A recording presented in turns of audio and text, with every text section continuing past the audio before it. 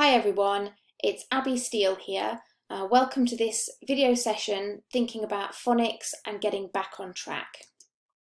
In this video, we're going to explore some ideas for getting children back on track with phonics. This is particularly in the context of children returning to classroom teaching following the lockdown summer of 2020. Baseline assessments have highlighted that many children return to school working at least 2 full terms below the expected level of literacy. Many teachers feel anxious about getting their children back on track as quickly and smoothly as possible. And that's what's motivated me to make this video for you, because I am getting inquiries left, right and centre from teachers who really just want to check in with me and find out, are they doing everything they can be doing to get those children back on track? So I hope that this video will give you some guidance, some ideas, and also lots of reassurance about the things that you are doing. So let's start off with 5 actions that you can take, things you can implement immediately in your practice. And I've called it a 5-step plan, so 5 key things to think about. Firstly, analyse your data thoroughly. 2, maintain a sense of urgency, but also look at a longer term goal. 3, teach consistently and be realistic about the logistics. 4, treat every learner as an individual. And 5, be determined when working with families and carers. And we're going to unpick what I mean by these things and look at how that looks. Step 1, analyse your data thoroughly. So what does your data tell you? We're going to take quite a forensic look at some example data from a Year 2 cohort. And if you haven't already, or if you don't regularly look at your data like this and have the conversation that I'm going to take you through now, then I strongly advise you start doing this, as it can be incredibly informative and useful. Now, luckily, the class that we're looking at, or the extract of the class we're looking at, has data from Year 1, from the spring term before lockdown. They used a screener again as a baseline upon children's return in school to September. And again on their return to school after October half term, they took a screener then. And then before the end of autumn 2, they're going to sit the screener that they need to submit to the DFE for national data.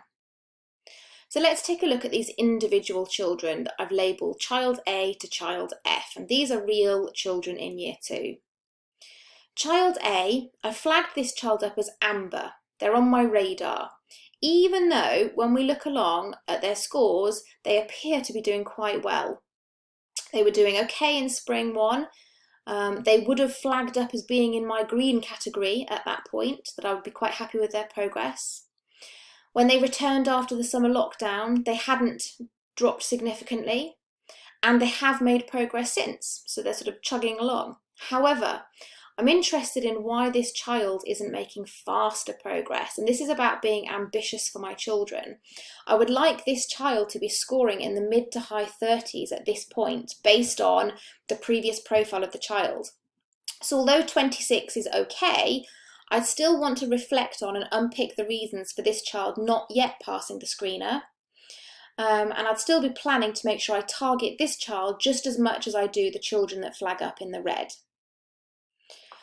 Child B and Child C tell a similar story to one another. They both flag up as being actually a concern in Year 1 spring. They would have been in my red category then, as not being on track, not being where I want them to be.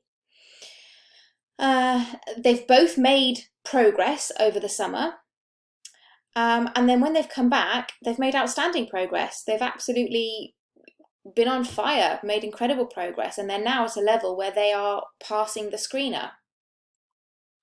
Bear in mind also that this cohort's teacher had to isolate for 14 days during the autumn term, and they were taught by a combination of different supply teachers. So the provision that they've had has been made as consistent as possible, given that we aren't really in recovery yet. We're still in the middle of the pandemic, but they're having great success here. Child D is a concern to me. This child was doing fairly well in Spring 1. They had 18 at that point, so they would have been in my amber category then. Then they dipped over the summer. They've gone down to scoring 6 when they came back. And then we don't have a score for them when they came back after the October half term. So as a phonics leader or member of SLT, this is a conversation that I would need to have with the class teacher to explore why the child has not sat the autumn assessment, why we think they dipped so much over the summer, and how we feel they're getting on now, and really make sure that we get that child making some good progress. If they're capable, they were doing quite well in spring, so I'm ambitious for them that they can do well again now. Child E I have flagged as red, even though this child would actually fall into my amber category when I'm looking at the whole class, because when we look at their journey, we can see that they were doing okay in year 1 spring. After the summer, they had declined quite significantly. And although they now are making progress, we do need to keep a really close eye on why that progress is slow. Why are they not making the accelerated progress? And we want to make sure that they reach the levels they need to reach, even if it takes a little bit longer than December. Perhaps we need to have an end of year goal for them, or even it might tip into year 3. It's going to be a slower journey for them, but we're going to get them where they need to be. Child F, as you can imagine, is a red flag for me because they are not yet identified as having an additional need. And you can see next to the children's labels that they've been flagged up as SEN for if they have an additional learning need, and also PP for pupil premium if they're a pupil premium child. But this child has not been identified as SEN, and yet they scored 0 in year 1 spring and only 2 in year 2 autumn 1 and autumn 2. So that's going to be a conversation that we have to try and unpick what is going on and how we can help. Also be aware of the danger that some children may have made really quite good progress across the summer lockdown because they're what we might call a natural learner. So they manage to absorb the language and pick up the ability to read without lots of explicit phonics teaching.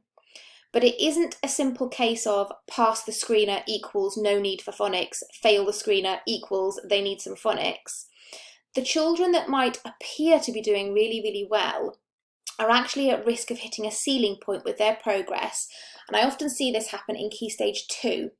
And they then don't have that strong foundation of phonics decoding to call upon. They end up doing a lot of guessing, and they don't make the progress we hope for them in Key Stage 2. So keep in mind those children that might appear to be doing well, but might trip up in the future. Now, looking at the rows at the bottom, this is the whole class information, and you get the idea of how they present as a whole. So year 1 spring, we have a reasonably typical spread of results, I would say. After the summer, we have actually the expected dip, quite a big dip for the class as a whole. And then in autumn 2, we get a snapshot and we can see the progress this class is making. We now have half of the class on track. And at the rate of progression we've been seeing with this class, we can predict that approximately 70% of the year 2s will pass that screener towards the end of autumn 2. So 70% will be back on track before Christmas holidays. And we also predict that actually by the end of year 2, we can have 93% of this cohort on track. This means that we will have 2 children, child F and another child, that we need to have perhaps an even longer term view of progress that we can hope to make with them. And we'll certainly be having meetings with the SEN team to explore how we can give them the very best provision possible. So this is the type of forensic unpicking that I really hope that you're all doing with your phonics data, looking at the past data, looking at the journey those children have come on, how were they getting on before lockdown, what types of progress have they made since they came back, who's not making progress, who's making fast progress, and really have in-depth conversations about the cohort as a whole, but also the individual children. And you might need to delve deeper. So the phonics screening check is really great. It's really useful for telling us whether a child can or cannot read words at a level that is expected for the end of year 1. However, if a child is not achieving as expected using the screener, you may need to use a different type of assessment to help you work out specifically what the weakness in knowledge or skills is. For example, this is the AET Stage 3 phonics assessment, and a stage or phase assessment like this tests exactly which letter sounds they know and don't know, and it tests their ability to blend or to read words using a particular set of letter sounds, and also the ability to segment, to write and spell words using a particular set of letter sounds. Because the screener makes us focus a lot on reading, but actually phonics is about developing children's basic literacy for reading and for writing, and it's really important not to forget that. So this type of test that just delves a bit deeper into exactly what they do and don't know can help us establish more specific next steps for teaching. So what is it that we need to teach these children to help them move on? Step 2, maintain a sense of urgency, but also look at that longer term goal. So mindset and ethos of the class teacher and the teaching staff in the school actually plays a really big part in how successfully children catch up in phonics. You do need to have a sense of urgency, absolutely. So although I don't want you to be feeling anxious or panicked, it's really good that so many of you are coming to me with your concerns and so keen to be doing the best that you can. Time is of the essence. We absolutely do not want those gaps to become wider or for children to fall through the net. However, you can balance it with a longer term view. And as I did with the data conversation, you can use your data and use your knowledge of the children to be able to say, right, I can get 75% of them back on track by December, but I can get 98% on track by the end of the academic year, and I can tell you in detail about my 2%, who that child or those children are, and what that looks like and what we're doing for them as well. So actually, please don't have a panic about needing to have everybody back on track by December. Step 3, teach consistently and be realistic about the logistics. This is absolutely key. I cannot emphasize to you enough that the children that I see that don't do as well in phonics and basic literacy are the children who attend settings that have lots of inconsistency. It is one of the biggest impacts on the progress. So we put here, one of the biggest impacts on catching up and making sustained or rapid progress is the consistency of teaching. Now, something that can happen that's a bit of a danger zone is when we've got these situations where we've got a really wide range of children's needs. We're sometimes inclined to try and set up lots of differentiated teaching groups and intervention groups. Everybody sort of panics and goes, right, intervention groups, let's assign these members of staff, let's timetable it, let's have this amount of children, let's really, focus on this. But this is only effective if it happens every single day. And sadly, I see all these great ambitions, and then in reality, staff are pulled, they're needed in other places, or for whatever reason, those interventions and groups don't actually happen every day consistently. And that's where we fail, that's where we fall down. If you have lots of changing staff, this will impede the progress. Now, you can try and counterbalance this to an extent with using consistent resources. So if your lessons are kept simple, straightforward, focused, and they follow a set routine, then you can have different staff coming along and delivering that session. And because they're just picking up the baton, delivering the next lesson, following the routine, it can be very time effective, and that can give the consistency. So that's something to think about and reflect on for your setting. A couple of other things to think about with consistency, and these are quite conceptual things that underpin phonics in general, is making sure that when we're thinking about the content of the lessons and the materials, that we really are focusing on the synthetic phonic principles. Are we teaching the knowledge of the code, the letter sounds, the skill of blending, the skill of segmenting, the skill of handwriting? And are we following a teaching and learning cycle, albeit we might be tweaking that teaching and learning cycle to put a different emphasis and a different balance on different parts of it. For example, the teach session may be shorter because these children might have been taught some of this before, it might be the second time round, but the practice element might be longer. They might just need more practice. Another conceptual thing to think about for consistency is that we want systematic teaching. We want consistent, systematic teaching taught daily, following a system, a planned order of progression. Boom, boom, boom. We follow these lessons, we teach. But also, especially in a catch-up situation, teachers need to be equipped to teach phonics incidentally. So any phonics taught to anybody at any time. And that might lead you to think about staff training. So do you now have staff in year 3 and year 2 who are less experienced in the year 1 stage of phonics and perhaps need some additional training in that? Or are they confident to teach incidentally any phonics at any time as it crops up in the classroom and across different subjects? Step 4, treat every learner as an individual. Okay.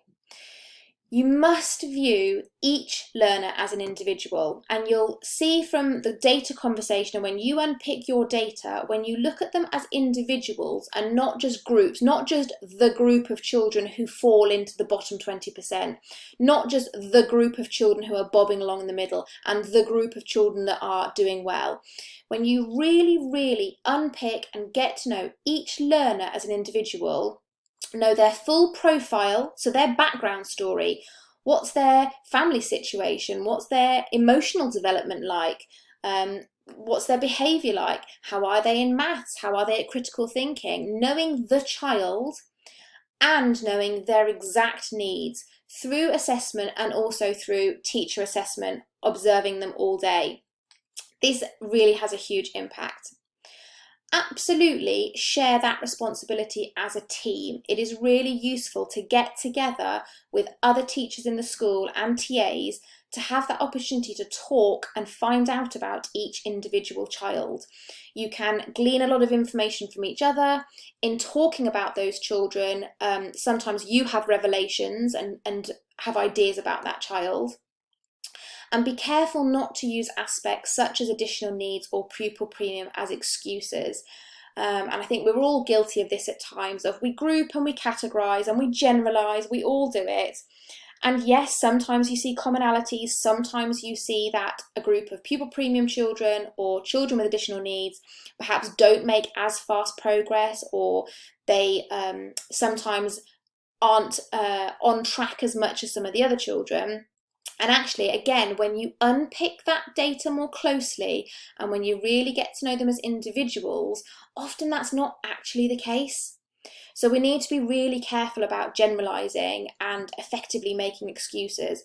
And even if we have children who flag up as really, red flag, this child is not scoring, they're not making the progress, we need to not think of them as out of the loop of the children that we're trying to get through the screener. We need to focus on them more than ever to make sure we're doing exactly what is right for them. It might be that their longer term goal is that we hope to get them to a level where they're passing the screener in 2 years' time, or 3 years' time, or 4 years' time. They're on their own individual track. And finally, step 5. Well, I say finally, I have some additional ideas after my 5 ideas. But step 5, be determined when working with families and carers. So building homeschool links can be really challenging. It can be exhausting. It puts extra workload on you. Sometimes you feel like you're banging your head against a wall. Sometimes you feel like, hang on, I'm a teacher of the children, I'm not a social worker. However, those links with home are really important, and that can make a really big difference in helping children to catch up and make rapid progress. Some families will engage with you. Some families won't engage with you. Point blank, they won't. Some families can't engage with you. They have barriers. There are reasons that they're struggling to engage. It might be a language barrier. It might be the level of things they have going on at home with work and other children. All kinds of reasons. That's worth a conversation and worth unpicking and trying to find out more about. So think about each household as an individual case. When you think about these individual children, think about What is their home life like? Who have they got at home to support them? What will that support look like? And this will influence the ways in which you think about how best to work together. And it might be that you give different support to different families. Some families, you know, will meet with you online and have an online session. Some families, you know, you can send things home with the children and they'll engage with that and use that. Some families won't access online, but if you give them a pad and a paper, they'll do it that way. Or some will do books, or some will use cards with the children, but you have to really unpick it as an individual case-by-case basis. Please do go the extra mile. I promise you it is worth your time and your energy to do things like actually preparing individual packs of grapheme flashcards, word cards or activities, and you send them home, and if they get lost, fine, make and send another pack. Have spares backed up in your cupboard, loads of them ready to go.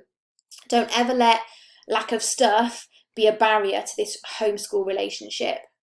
It's especially relevant now anyway with new ideas about hybrid learning and bubble closures.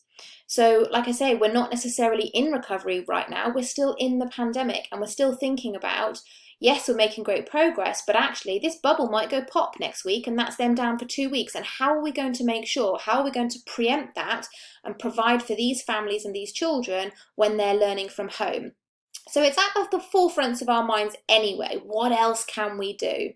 And I love this phrase. I always remember this phrase. This came from a story when I worked with a school in Manchester. They had a very, very challenging area that they were based in, and they were an absolutely outstanding reading school. And I was asking them, well, what do you attribute that to? What's your success? Because your parents strike me as the kind of parents that might not engage so readily. And the lady said to me, pursue them doggedly. Absolutely pursue them doggedly. They don't turn up to your meeting, doesn't matter. Put on a weekly session. Maybe nobody will come for a whole year. Maybe one person will come. Great, you help that one person. But you just keep pursuing, keep trying, and don't let that kind of wane. Don't drop the baton on that one. I had additional thoughts. So I went for these 5 main ideas, these 5 concepts, and then I started having a few other thoughts, and I thought you might appreciate just these thoughts to see whether these are things that you're already doing or might help you. So make all staff aware of the needs so that they can incidentally teach at any opportunity. So your children won't be mixing with lots of other staff at the moment, but if you have a TA that's in your kind of phase bubble that isn't aware of the information, make sure they know their phonics knowledge and what they can do with the children if they have them for, a spare 5 minutes or they're lining up at the door. Use every little and often opportunity that you can squeeze into the day. So you might have your main lesson, you might have a second lesson later in the day, you might do 5 minutes of flashcards before break, you might do 5 minutes of air writing before home time, you might do a one-to-one targeted 5-minute session while children are engaged in some learning, you might do some practice with them when they line up at the door for lunch or to wash their hands. Always keep resources to hand. This one shocks me when people don't have this. When I go into a classroom, I would really hope to see by your desk or your chair packs of flashcards, word flashcards, grapheme flashcards ready to go. Have a look and check the amount of time given for phonics on your timetable. So generally speaking, people teach phonics for maybe 30 minutes and they teach English for maybe 60 minutes. But at this moment in time, in the current climate, does that need to be flipped on its head or readjusted? At the moment, for your phonics, for decoding and transcriptional skills, remember it's reading and basic writing, should that be extended to 45 or even 60 minutes? And then your English at the moment, for the comprehension and compositional skills, be reduced to 30 to 45 minutes. And that might only be for a period of weeks. You might trial that for 6 weeks and then review it at the end of 6 weeks. But if that's what children need right now, they need more time on their phonics, then that's what we need to find for them, more time. And keep a record in a reading folder. Keep lots of records in a reading folder. Sounds old-fashioned, but it still really works and is effective. keep literally a ring binder to hand in your classroom that people can access, and in that ring binder keep things like class lists with notes and dates showing who knows what, who's doing what, when, how often, how's it going, on-the-spot assessments, observations, sheets in there with targeted words or sounds that are going to be practiced with individual children. So a reading folder is a really useful tool. And a final thought, I've got a bit of a quote here. So if I was describing how we're doing at the moment, how would you describe your current provision? I'd like to be able to say something like this. Phonics teaching is being prioritised within class during daily whole class lessons or group if it's effective for your setting, using an approach of little and often, using a specific phonics recovery package or your phonics programme, which allows for stretch and challenge for those children that are on track or exceeding, whilst providing for repetition, application and consolidation at code, word, sentence and text levels. Teachers have received training and are supported through coaching and monitoring. And perhaps as an action you might like to do after watching this video is think about how would you describe your current provision. So that's it from me for today. I hope you found that useful, at least, either to reassure you or give some ideas of things that you can be doing. You are most welcome to contact me at any time. My email address is steele without an E on the end, steele@academiesenterprisetrust.org, and we can book in a call if you'd like a call, or you can ask me questions and I can get back to you with some information. Thanks everybody. Thanks for your time. Bye.